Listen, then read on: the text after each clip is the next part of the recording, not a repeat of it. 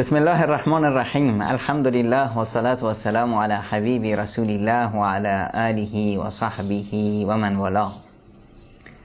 بسیاری از دوستان شکایت دارند که وقتی که خداوند منان بر ما منت نهاد و ما هدایت شدیم، الان بعد از این هدایت در این جامعه‌ای که پر از شرک و بدعات و خزعبلات و بت پرستی و قبر پرستی و کفر هست، من مؤمن چطور زندگی کنم؟ عاقبتم چی میشه؟ آینده‌ام چطور است؟ ازدواج چیکار کنم؟ نمیدونم چطور وعده و وعید زندگیم رو چطور برآورده کنم.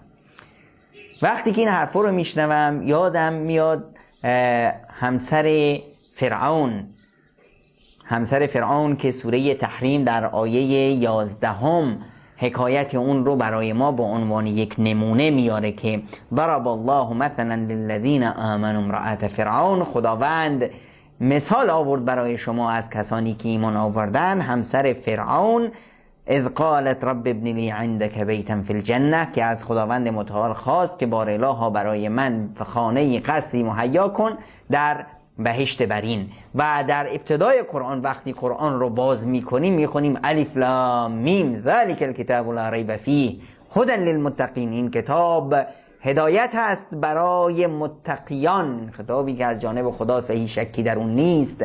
متقیان کی هستند؟ الذین یؤمنون بالغیب، اونهایی که به غیب ایمان دارند. بهترین و اولین صفت مؤمنان اینه که به غیب ایمان دارند. مؤمن باید آنقدر ایمانش رو تغذیه کنه با طاعات، با عبادات، با فهم و درک درست تعالیم اسلام و با قرآن کریم تا ایمانش به بهشت و به وعده های الهی قوی تر باشه از ایمانش به محسوسات و به ملموسات، اون چیزی که دم دست خودش هست.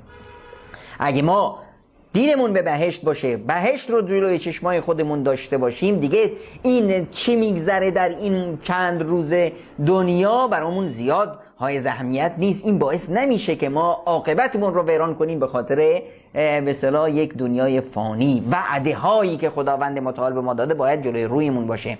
مثلا وقتی میاییم میبینیم که صحابه پیامبر اکرم صلی الله علیه و سلم با پیامبر بیعت میکنند که جان، مال، ناموس همه چیشون رو در خطر بندازن، میگن که یا رسول الله در بیعت عقبه که ما چه داریم بعد از این؟ میفرمایند که در مقابل این شما بهشت رو دارید. ان الله اشتری من المؤمنین، خداوند خرید از مؤمنان انفسهم و اموالهم بان لهم الجنه.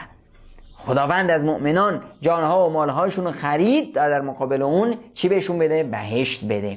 و همچنین است که یک مؤمن باید این احساس رو جلوی روش داشته باشه که من مال این دنیا نیستم، من مال آخرت هستم و برای رسیدن به آخرت باید بها بدم. این جنت و بهشت الهی بها داره.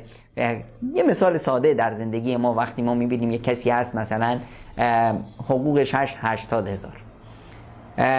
کرایه خونش هست 80,000، زنش بیمارستان در زایشگاه هست، پول نداره که بره پول زایشگاه رو بده، بچه‌شو از مدرسه گفتن که آقا بچه‌تو بیرون میکنیم اگر پول بچه‌تو ندی، صاحب خونه اومده که آقا برید بیرون چند ماهه که کرایه ندادید. همه مشکلات دنیا رو سرش ریخته و در همین اثنا میان بهش اطلاع میدن که آقا عموی شما وفات کرد، عموش میلیونر که تنها وارثش این آقاست و شما وارث الان میلیون‌ها دلار شدید، تنها نیاز هست 5-6 ماهی طول میکشه که این اجراعات کاری تموم بشه و این مبلغ تحویل شما داده بشه.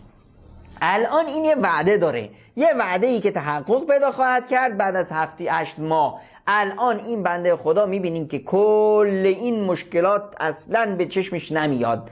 وقتی میره جایی ساختمان بزرگی میبینه، ماشین آخرین سیستمی میبینه، هر چیز خوب میبینه، الان شروع میکنه به داد و ستد. از الان قیمت ها رو به صورت چک میکنه که چی اینو بخرم اونو نخرم، این بهتره اون بهتره، و بدین صورت همه این تصوراتش تغییر پیدا کرد. زندگی براش لذت خاص خودش رو داره با اون وعده ای که احتمالاً 5-6 ماه بعد به دستش میاد. وقتی مؤمن رابطش با خداش اینطور باشه و وعده الهی همیشه مد نظرش باشه، اون وقت دیگه که این زندگی براش و مشکلات این زندگی روی جلوی روش هیچ سنگینی نمیکنه. چشش به بهشت هست و به وعده های الهی. تنها موردی که ما نیاز داریم این است که باید ایمانمون رو اونقدر تغذیه کنیم و قوت ببخشیم که ایمانمون به غیب قوی تر باشه از ایمانمون به محسوسات.